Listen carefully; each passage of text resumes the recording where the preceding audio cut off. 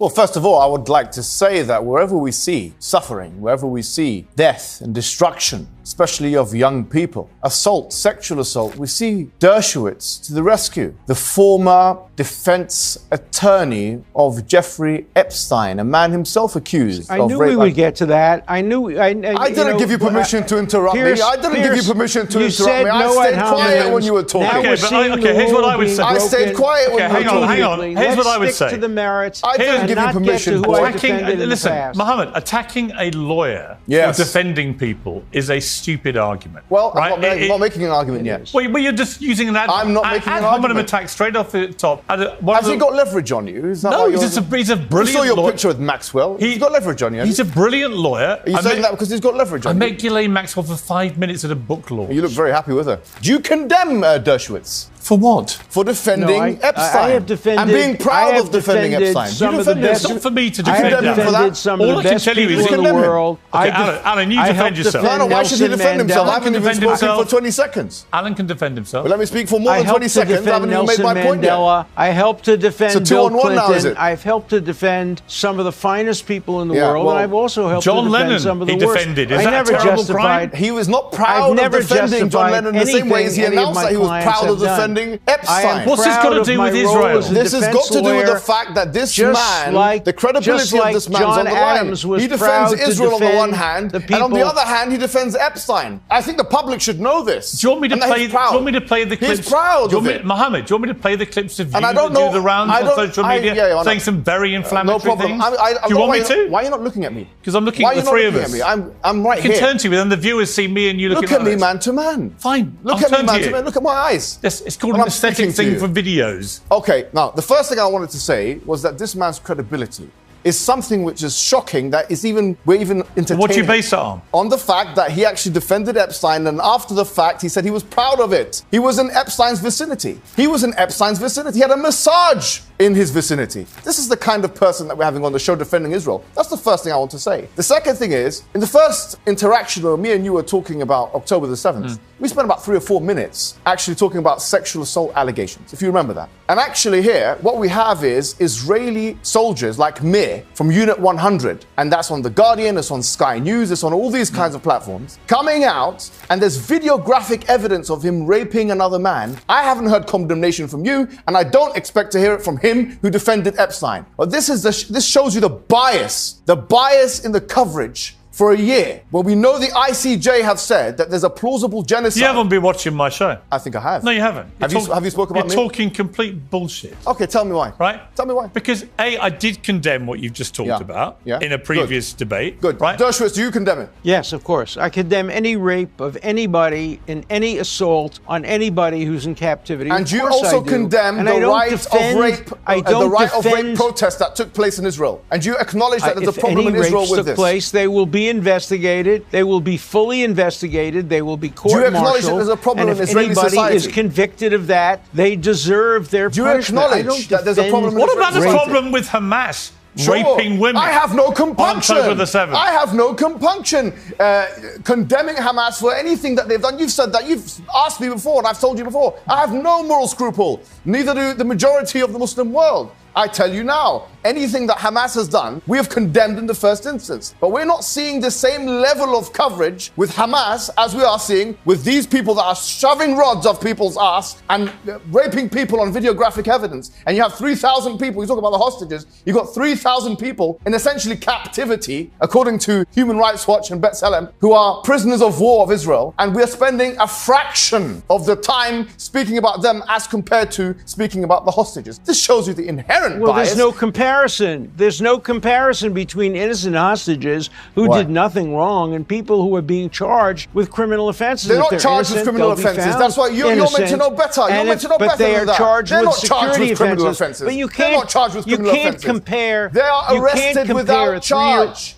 You can't compare a 3-year-old baby. They're not charged with criminal offenses. Don't shout over each other. We can't hear the answer. Well, he's lying to the public. Allow him to respond. To somebody who's a member of Hamas. Say that Sorry, again. Adam, we couldn't hear because he was shouting. I was shouting. Say it Alan, again. he says the 3,000... I'm saying you can't compare Alan, he says the 3,000 baby... Alan, just to be clear, he said the 3,000 people he's talking about were all arrested without charge, and therefore they've not been charged with crimes. Your response to that? Well, if they were, they should be released. Nobody should be arrested without charge. If you're held for a security reason, I will say what I want. It's uncensored. Good boy. Let me finish, please. Let me make my point. Try and have a proper debate. I'll say what I like. Can I make my point? Let me make my point. Great Britain confined tens of thousands of people without charges during the Second World War. Two wrongs don't make a right. At the moment, Alan Dershowitz is being very civilized in the way he's debating. I'm sure you're going to say that. You're just making ad hominem attacks and shouting all the time. He's your friend. No one can understand it when you shout. Have you met him before? I know Alan well. Oh, you know him well. I respect him very much. Oh, yes, you do. He's one of America's top lawyers. His top lawyers? Yeah, he is. And you're an unbiased person here on Uncensored. An unbiased person about Alan Dershowitz? Why?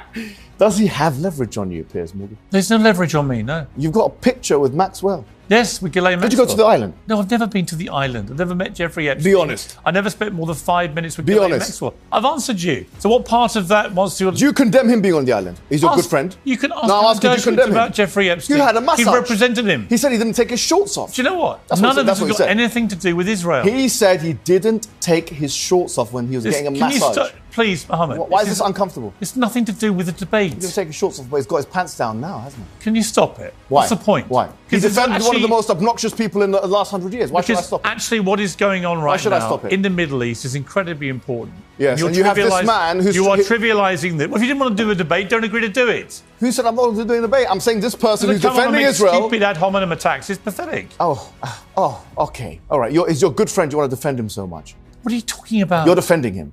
Huh? You're defending him. You're defending a monster, a pervert, an old pervert. He's not a pervert or a monster. Why is he not? He knew Epstein, and for us, there's good influence. Why are you doing this, Mohammed? Why not? Let's talk about Iran. Let's talk about Iran. Oh, fantastic. Okay. Do you support Iran? Okay, well, let me answer your question. Iran was attacked on April the 1st, right? It was attacked, the embassy of Iran was attacked in Syria by Israel. After that, on the first occasion, they then sent missiles and drones, correct? Now, my question to you is, does Iran have a right to defend itself? And if so, what is a proportionate response? Because you see, I've been having a moral quandary about the issue, Piers Morgan. What's a proportionate response for Iran? I'll tell you what I think about Iran. I think Iran is an unbelievably nefarious place which has been fueling Hamas, the Houthis, Hezbollah, for many years with a joint ideology that they want to eradicate Israel in any way they can. Okay. I think Iran is one of the most despicable regimes in the world. I also think that right now, the Iranian regime is in serious danger. You look completely discombobulated. What do you mean? You look disheveled. I'm telling you what I think of Iran. I'm asking you, do they have a right to defend themselves? Do you think they have a right to defend themselves? Both of you can answer the question. Do they have a right to defend? They were attacked. The sovereign nation was attacked. My question is, does it have a right to defend? Iran has been fueling attacks on Israel now for what, 40 years? I've been having a moral quandary about it. I've been having a moral quandary about Iran. Have you? Yeah, moral quandary, yes. Moral quandary, I don't know. Do they have a right to defend themselves? And if so, what is the proportionate response? You're supporting Iran, to be clear. I'm asking you, no, Are you supporting Iran? I'm not supporting, I'm antithetical to many of these organizations for my own purposes. But my question to you... Do you support the Iranian regime? Not unconditionally, but I support their right... What conditions do you agree with them about? Their right to defend themselves. Do you believe they have a right to defend themselves? No, they're terrorists. Oh, so they don't have a right to defend themselves? Iran does not have a right to defend itself? They do, but they're not the ones... So what is proportionate response? They're not the ones... What's the proportionate response? Okay. No, can I answer it? You asked this question to the people. You're just going to keep talking. Can I answer it? What's the proportionate response? The proportionate response to Iran is to stop them trying to destroy Israel through their proxies, Hezbollah, the Houthis, and Hamas. What they've been trying to do for many years. What is a proportionate response of Iran after their embassy was smashed and destroyed in Syria and 16 people were killed? What's the proportionate response? Well, what about the proportionate response to everything Iran's done? Which is against the Vienna Conventions. You don't have one peer-reviewed work on international law. And Jimmy Carter, the former US president, said, you have no knowledge of Palestine. Don't speak to me about Palestine and these issues. Jimmy Carter, a former president of the United States, as you acknowledge, you've written it in your book. He says that you have no knowledge of the Palestine issue. Jimmy Carter said that. Don't speak to me like that. Well, you want to hear something? Yeah, the only thing you have knowledge about is where the doors and the rooms and the masseuses are. It was in the back cover of my book. That's what you have knowledge of. I've written 13 books. Did you touch Virginia? Did you touch her? On Israel. Did you touch Virginia? Some of which Did you touch her? Did you touch that woman? Never heard of her. Never met her. Never met her. Don't lie. Never. She. Don't lie to me. Did you touch that woman or not? I'm telling you, I never met her, and she acknowledged Did you touch that woman? Under oath Did you that sexually she may assault her? have You have no knowledge of his case, do you? You wouldn't be asking me a question. You're repeating a serious information. Because he won a case. It was proven to be lies. I'm asking him a question. Why are you doing this? I'm asking him a question. This is not about Israel. This is You're trying to be a clever dick, but what you're doing is inviting a lawsuit from London, which you will get. I'm ready for it. You are? Yeah. Really? I've got 4 defamation cases, all of which your friend Douglas Murray, I'm taking him to court. Well, good luck with taking on Annan on this, is all I would say. I'm ready for him. Oh, you love him, don't you? No, it's just one case. I just wonder what he has. Defending himself. I just wonder what leverage he has. Does he have any leverage on you? God, this is pathetic, man. I don't know why you keep defending him. He's now accusing me of supporting on the show. Why are you doing it now? He's a monster. Right. This man is a monster. Well, why debate then? Because I don't mind debating monsters, just like you don't mind debating monsters. We have that in common. Do you want to finish the debate about the bigger picture or not? I'm speaking about it. You guys are the ones rattled. I'm not rattled. No one's rattled. We just think it's pathetic. You're both rattled. We think it's pathetic because you don't understand what you're talking about. Really? That's just an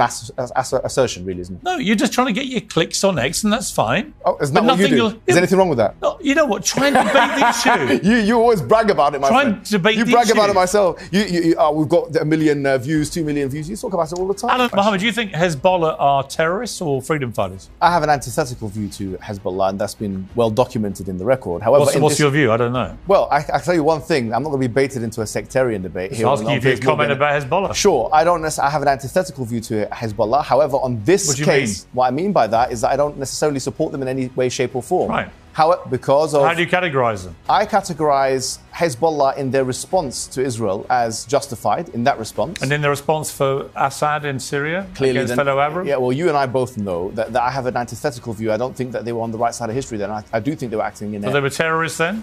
Well, I mean, it depends on how. I think the word terrorism is a social construct. What were they when they fought for Assad against oppressive, and that's on the record. There's no doubt about it. You can call whatever you want. But they were all the things that you would say Israel is? When they were doing the thing with Bashar al-Assad. That is, of course, my view. But they're only that thing when they're doing that. When they're attacking Israel, that's fine. When they attacked Israel... When they're attacking Arabs on behalf of Bashar al-Assad No, but that shows consistency. No, hang on. Doesn't that show consistency? No. Why not? It doesn't show consistency. It shows consistency. The inconsistency is that you think that was bad, but when they're attacking Israel, that's fine. Let's respond. On the 8th of October, you mentioned many times before in your interviews that they attacked Israel. Yes. They attacked Israel, right? They did. That's not true.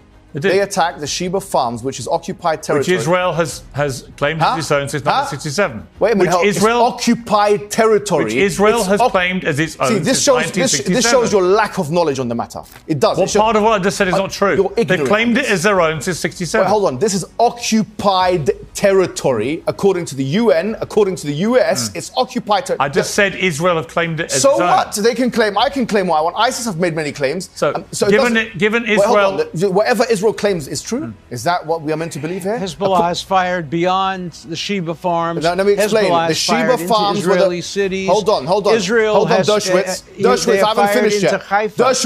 Dershowitz, I havenher finished yet. On the 8th of, you talked about the 8th of October. When they fired on the 8th of October, they fired, you can go ahead and bring evidence that they fired anywhere else other than the Sheba Farms. They fired on the Sheba Farms. After that, there was response from Israel. And then after that, because there was response of Israel into Lebanon, then Hezbollah attacked the northern part of Israel. This is what happened. And that is justified according to international law. So on this issue, you will not find differences between Sunnis and Shias. You will not find differences in us. We are all united in the hatred of the Zionist entity. Mohammed, you've said so far, unless I'm wrong, you don't support Hamas, you don't support Hezbollah. So there's probably more bits of agreement here with Alan Dershowitz and me than you might like to admit if you don't support those two groups. Okay, so I don't see what that's got to do with anything. We were talking about October. I said at the start I wanted to find points of agreement. Sure. Can we all agree that Hamas and Hezbollah are a bad thing? I can agree that the white man, the Western man, has tried to use social constructs like terrorism to try and absolve themselves from all the things that they... What would you call them, Hamas and Hezbollah? Well, I mean, just like any human being, they can sometimes be oppressive and they can sometimes be on the right side of history. Most human beings do not do what Hamas did on October the 7th. Well, in the Zionist entity, they do. And they do worse than that. They don't. Israel's never committed an atrocity on that scale. On what scale? On that scale. Explain. On what scale? Killing 1,200 people. They've killed 40,000. Sorry, in one day. Massive. They've killed 40,000. Israelis could get their hands on. Kidnapping children. On the 23rd of September, what happened? Holocaust on the 23rd, survivors. we were talking about October raping 7th. and abusing women. Beheading people. Oh, you don't think that happened, do you? Well, hold on. You just said raping and abusing. We just started the show with an admission that there's a problem in Israeli society. That there was. I'm talking about Hamas. Yeah, but you just said Israel doesn't. We both condemned what you talked about earlier in relation So why are to you Israel. saying Israel don't do that? What's wrong with you? I didn't say that. You just said that now. No, I didn't. You said Israel doesn't do, and then you just listed 3 or 4 things. things, and that was one of the things that you just No, I said Israel had never... Am I speaking a foreign tongue? Sorry, listen to what I'm saying. I said Israel never perpetrated an atrocity on that scale. Okay. On the 23rd one day, against the people how many of Palestine. They never have. Well, hold on. How many civilians died on October the 7th? Civilians about 800. Oh, sure. All right. But hang on. Hold on. But nearly 7,000 more were wounded. Sure. 7,000 What happened on the 23rd of September? Were wounded. What happened on the 23rd of September? 7,000. Okay. Sure. Think about that number. Okay, no problem. That's the scale of people who were attacked on that day. Are we talking over each other? It's 2-on-1 now. 8,000 people were attacked. No problem. On the 23rd One of the most horrendous terror attacks. Is this going to be a monologue or is it a dialogue? History. I'm telling you some facts. I know the facts. You may not like it, but I'm telling you them. Okay, I'm telling you, on the 23rd of September, Israel attacked Lebanon. How many people died? How many civilians died, according to the Lebanese, the Ministry of Health? I believe it's about 2,000 was the last recorded number I saw. No, in one day, on the 23rd of September. Including combatants, including many combatants. No, on the 23rd, how many died? How many died? Why don't we have a year commemorating the 23rd of... A year commemorating the 23rd of September, since we're having a year commemorating the 7th of October, and about 600 people died, 650 people, civilians died on that day. That's quite close, isn't it? We don't know they're civilians. They don't distinguish between 8,000 people were attacked. We're not talking about attack. We're talking about dead. What's wrong with you? Why are you not looking at me again? You're crying. Are you crying? Because the viewers are seeing the three of us together. I see that there's tears in your eyes. There are no tears in my eyes. What's going on? There's a slight sense of exasperation.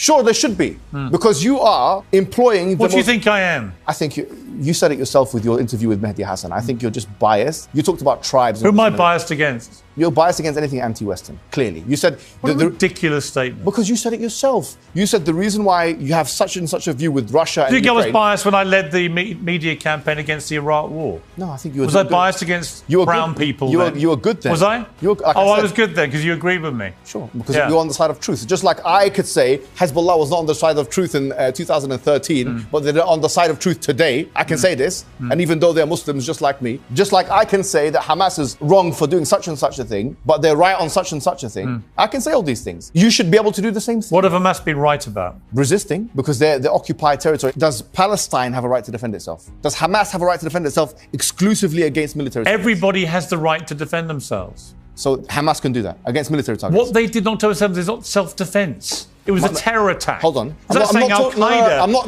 saying Al-Qaeda had the right to do that's not September. We both agreed that the civilian death is something which we both condemn. Yeah? We're talking about areas of agreement. You just said it yourself. I'm saying now, do you agree that Hamas has the right, because they're an occupied territory, Gaza is an occupied territory, according to the UK, by the way, they're an occupied territory because there's effective military control. According to the UK... They ended their occupation in 2005. No, hold on.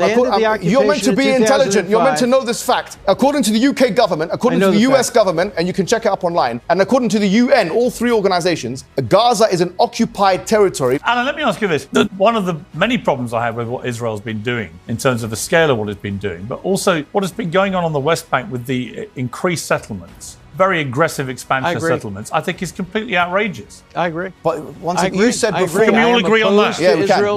Well, Alan's agreed on that. I am opposed to Israel's policies on the West Bank. I think Israel should continue a military occupation of the West Bank, just like I thought it should have continued a military occupation of Gaza. But I'm opposed and have been opposed to civilian settlements since 1967. And I'd like to see them ended in a process that leads to a two-state solution. By the way, I'm curious whether my fellow guest here supports the right of Israel to exist as the nation state of the Jewish people alongside a Palestinian state. Do you agree that Israel has the right to exist as the nation state of the Jewish people? Yes or no? I think it's a viable option. In 2002, not just Hamas agreed to this, by the way, in what's called the Arab Initiative. The Arab Convention. They didn't. Hold on, You've just asked me a question. You've asked me a question. You can check me. You can fact check me. In 2002, there was something called the Arab Convention. And in fact, Iran itself was part of it, even though it's not an Arab country, but it was part of the 2002 Arab Convention. And they both said,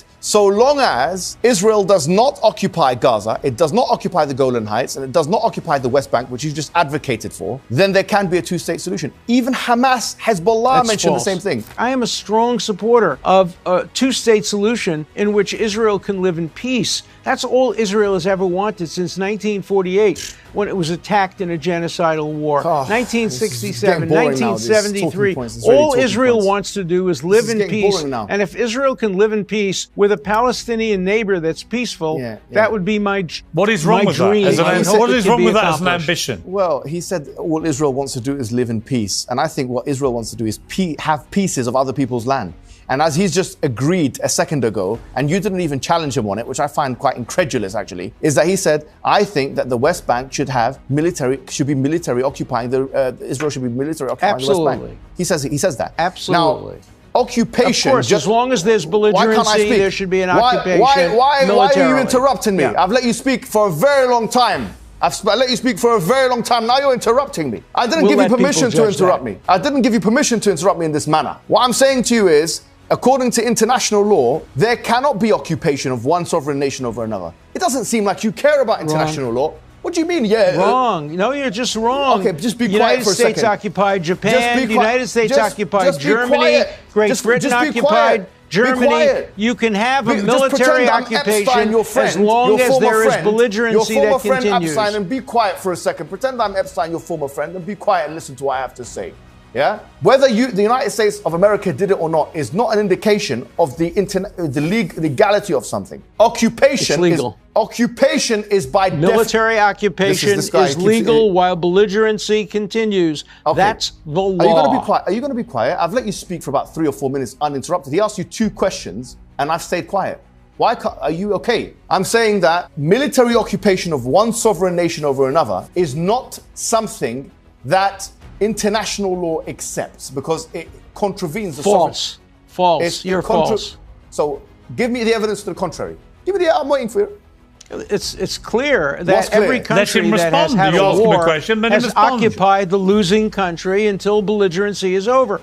Once belligerency is over, as it was in Germany and Japan, 2 or 3 years after the war, the occupation ended. So why is it that if you're saying military occupation is permissible as long as there's belligerency? Civilian occupation is not. If what you're saying is true, why have the organs of the United Nations condemned the occupation of Israel? Why? The ICC, the ICJ. They have condemned the civilian aspects of the occupation. They have condemned the building of settlements, which I also condemn. I'm talking about a military occupation. You're lying just like you had to when you defended the... Stop it, Mohammed, for goodness sake. Why?